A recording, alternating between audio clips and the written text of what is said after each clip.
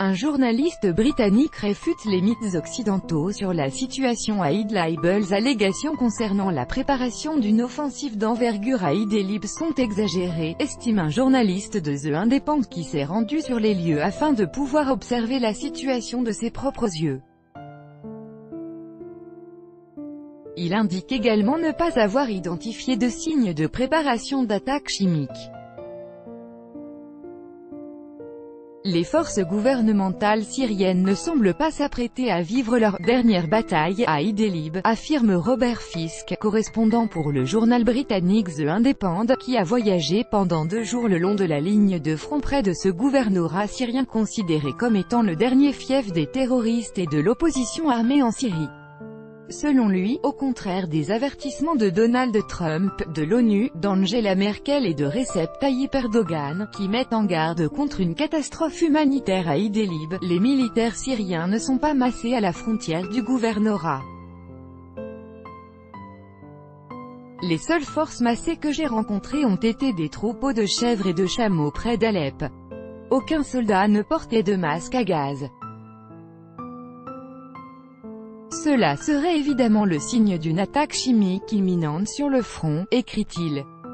Le journaliste indique également que les estimations des experts occidentaux sur le nombre de combattants présents à Idlib ainsi que ceux de la population civile peuvent être exagérées.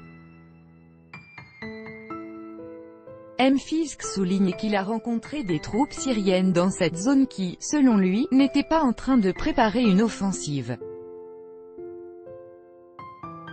Il indique que le but de leur présence était plutôt de repousser les militants de l'opposition s'ils tentaient de s'évader à l'ouest et de franchir la frontière avec la Turquie.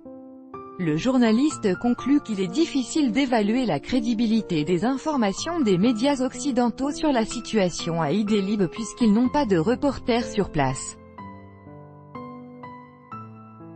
À mon avis, la dernière bataille est encore loin.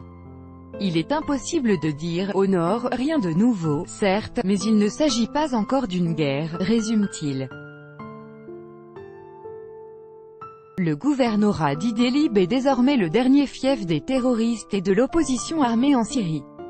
Alors que les forces gouvernementales s'apprêtent à lancer une grande opération de reprise de la province, la partie russe estime que les États-Unis ont l'intention de se servir d'une mise en scène impliquant des armes chimiques dans la région pour effectuer de nouvelles frappes sur le pays.